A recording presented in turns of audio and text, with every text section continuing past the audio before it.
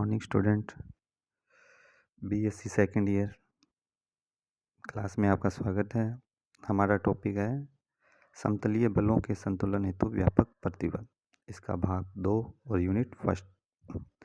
तो part first में हमने पढ़ा था कि संतुलन या साम्यावस्था किसे कहते हैं, बलों के प्रकार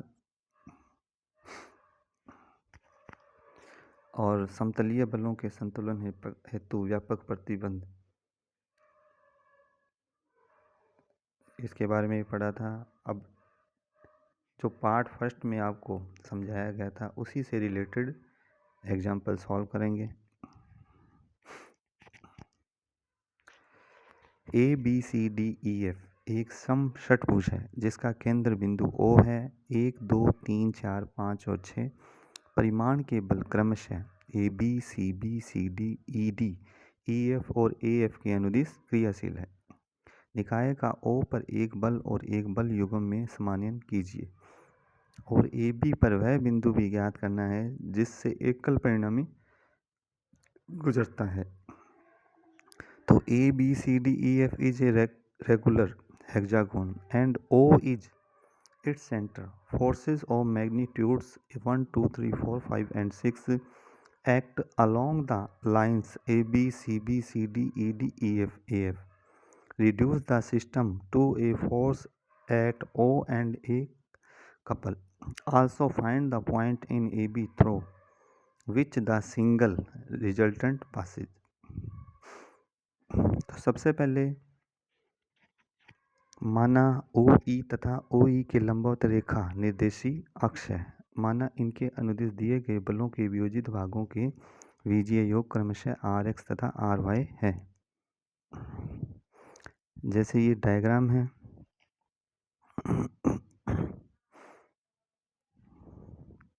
तो इसमें AB, BC, CD, EF, DE, EF और FE ये एक समषटभुज है और जो हमें बलों के परिणामी दे रखे हैं वो हमने जिस प्रकार से क्वेश्चन में था उसी प्रकार से 1 2 3 4 5 6 को सेट किया है।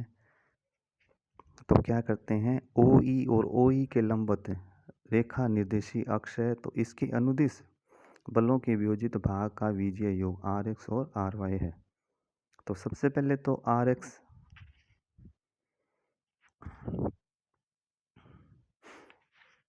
1 इंटू कोस,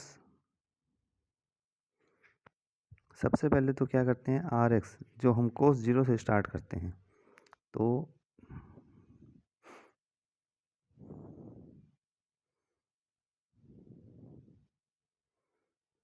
OE बीच में बिंदु O है, OE और इसके लंबवत OY इसके अनुदिश। तो इसके जब हम स्टार्ट करेंगे तो जो AF है 6 वाला परिणामी है वो क्या है, इसी के अनुदिश है। तो क्या आ जाएगा 6 कोस 0, 6 कोस 0 प्लस और 5 बाहर की तरफ जा रहा है तो OE के अनुदिश ये ऊपर की ओर है तो अंदर वाला कोण तो कितना हो गया 60 और बाहर वाला कोण कितना हो जाएगा 120। तो 5 कोस 2 पाई बटे 3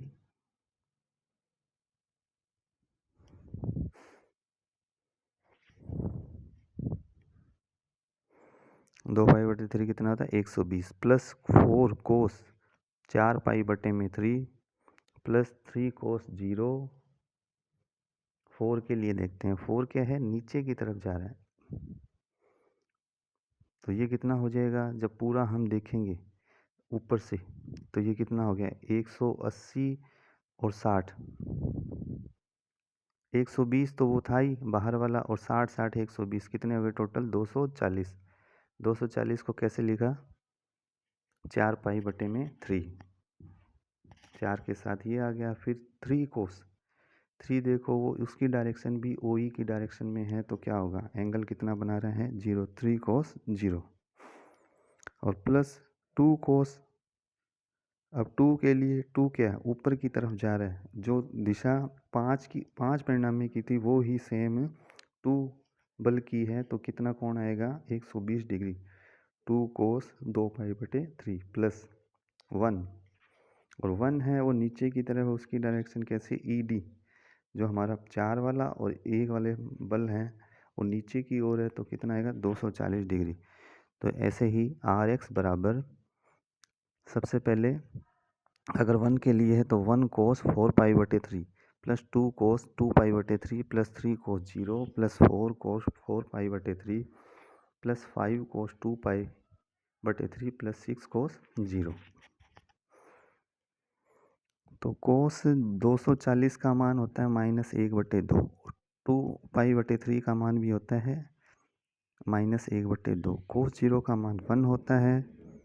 तो सभी मान इसमें पुट कर देंगे। RX equal to 1 - 1/2 plus 2 - 1/2 plus 3 plus 4 into में -1/2 प्लस 5 -1/2 प्लस 6। जब पूरे को सॉल्व करेंगे तो हमारे पास क्या बचेगा 3।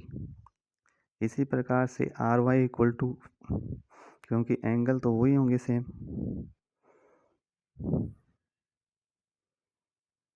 1 into sine 4π/3 plus 2 sine 2π/3 plus 3 sine 0 plus 4 sine π/3 plus 5 sine 2π/3 plus 6 sine dot sine 0। और सभी जैसे मान साइन 0 का मान 0 होता है तो 6 और 3 0 हो गए। और साइन जो 120 होता है उसका मान होता है √3/2। 3/2 और जो 240 होता है उसका मान होता है -√3/2। तो RY equal to 1 into -√3/2 plus 2 into √3/2 plus 0 plus 4 into में -√3/2 प्लस 5 इंटू में √3/2 प्लस 0। तो इक्वल टू 2 √3/2 इक्वल टू √3 परिणामी। तो R इक्वल टू अंडर के अंदर RX की स्क्वायर प्लस RY की स्क्वायर इक्वल टू अंडर के अंदर 9 प्लस 3 इक्वल टू आ गया 2 √3 इकाई।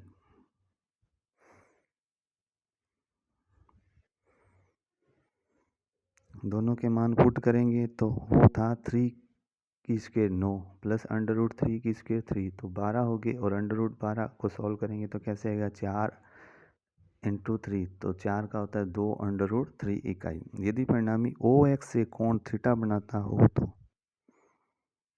OX से कोण थीटा बनाता हो तो परिणामी तो क्या आएगा theta equal to tan inverse RY/RX equal to tan inverse, तो RY का मान है √3/3, ये क्या आ गया 1/√3, और tan इनवर्स में 1/√3 होता है 30 पर, तो ये आ गया tan इनवर्स tan 30। तो tan इनवर्स और tan कैंसिल हो जाएगा, बचेगा क्या 30 डिग्री। पुनः G इक्वल टू 0 के सापेक्ष आघूर्णों का बीजीय योग। तो 1 की डायरेक्शन है एंटी क्लॉकवाइज, 2 की है क्लॉकवाइज। तो 1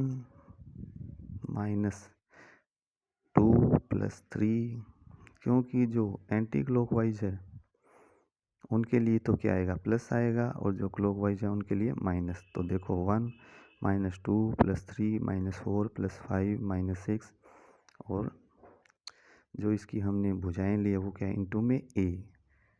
तो इसको सॉल्व करेंगे 1 3 4 4 और 5 9 6 4 10 और 2 9 में से -12 गए, कितने बच गए -3। जहाँ A केंद्र O से समषटभुज की भुजा की दूरी है। G तथा R को केवल एक परिणामी में बदला जा सकता है, जिसका केंद्र से दूरी G/R बराबर A √3/2 होगी।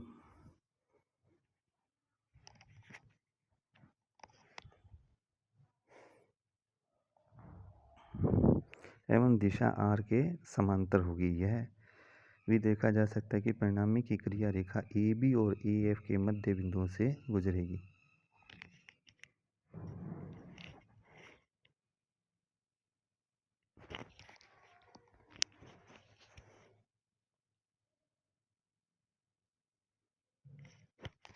अब एक और एग्जांपल लेते हैं। समकोणिक अक्षों के सापेक्ष बिंदुओं 1 0 0 2 और 2 3 के परित किसी समतलीय बल निकाय के आघूर्णों का बीजीय योग क्रमशः G1 G2 G3 है।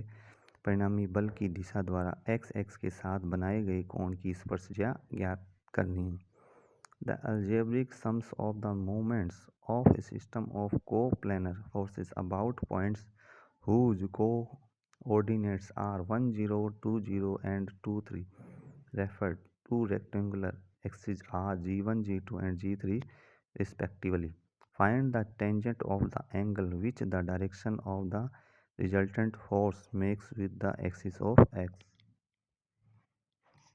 सबसे पहले माना आर एक्स तथा आर वाई समकोणिक अक्षों ओ एक्स और ओ वाई के अनुदिश परिणामी के वियोजित भाग है।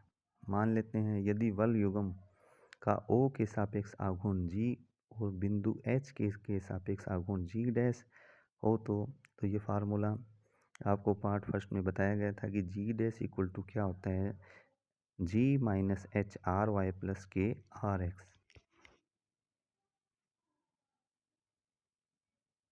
तो दिए गए बिंदुओं के सापेक्ष आघूर्ण लेने पर सबसे पहले 1 और 0 के सापेक्ष, तो 1 और 0, तो G1 equal to G minus 1 dot R Y plus 0 dot R X equal to क्या है, G minus R Y. G2 equal to G minus 0 dot R Y plus 2 R X equal to G plus 2 R X.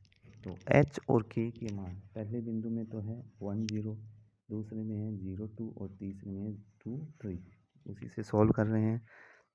तो ये second तो G2 आ गया G plus 2 R X, third G3 equal to G minus 2 R X plus 3 R X. अब क्या करते हैं, G2 minus G1, जब G2 को G1 में से घटाएंगे तो G कट जाएगा और 2 R X plus R Y आ जाएगा। G2 minus G1 equal to क्या आ गया, 2 R X plus R Y. और जब G3 में से G2 को घटाएंगे तो क्या बचेगा, minus 2 R Y plus R X. अब इन दोनों समीकरणों को हल करते हैं। क्योंकि हमारे पास दो समीकरण हैं, उसमें आर एक्स और आर वाई है, तो सेकंड में भी आर एक्स और आर वाई है। जब इन दो समीकरणों को हल करना है तो क्या करेंगे, जो फर्स्ट समीकरण है उसको 2 से मल्टीप्लाई करके सेकंड वाली समीकरण में जोड़ देंगे। तो सबसे पहले तो क्या होगा, आर वाई कैंसिल हो जाएगा और आर एक्स बचेगा, और आर एक्स की वैल्यू क्या आएगी, आर एक्स इक्वल टू आ जाएगा G2 plus G3 minus 2G1 बटे में 5। जैसे फर्स्ट तो है G2 minus G1 equal to 2 R X, 2 से मल्टीप्लाई कर रहे हैं फर्स्ट को, 2G2 minus 2G1 equal to 4 R X plus 2 R Y, और सेकंड को इसमें से घटा देंगे, G3 माइनस प्लस हो जाएगा G2 इक्वल टू ये माइनस जोड़ना है, इसको जोड़ेंगे तो क्या आएगा, G3 माइनस G2 बटे में माइनस के 2 आर वाई और प्लस के आर एक्स। तो माइनस के 2 आर वाई और प्लस के 2 आर वाई आपस में कैंसिल हो गए, तो 4 R X plus R X 5 R X हो गए। और जो राइट हैंड साइड में है उसमें क्या होगा,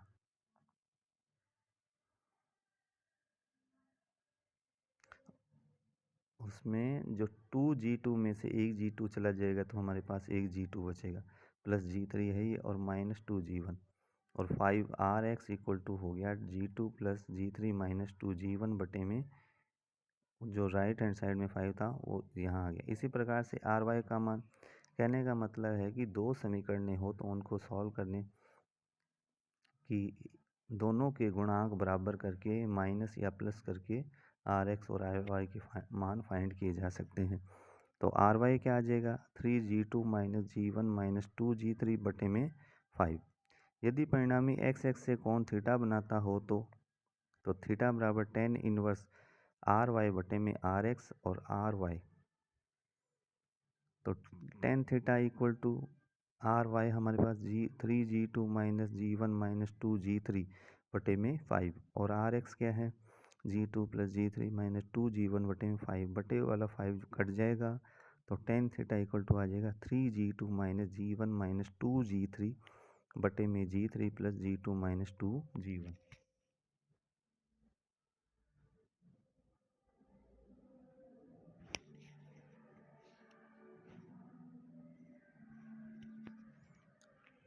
एक और एग्जांपल ये आपको दिया जा रहा है, ये आपको खुद को सॉल्व करना है। तीन बल P, Q और R रेखाओं x plus Y equal to 1, Y minus X equal to 1 और y इक्वल टू 2 द्वारा निर्मित त्रिभुज की भुजाओं के अनुदिश क्रियाशील है, उनके परिणामी बल की क्रिया रेखा का समीकरण ज्ञात करना है। तो ये क्वेश्चन आपको सॉल्व करें। धन्यवाद।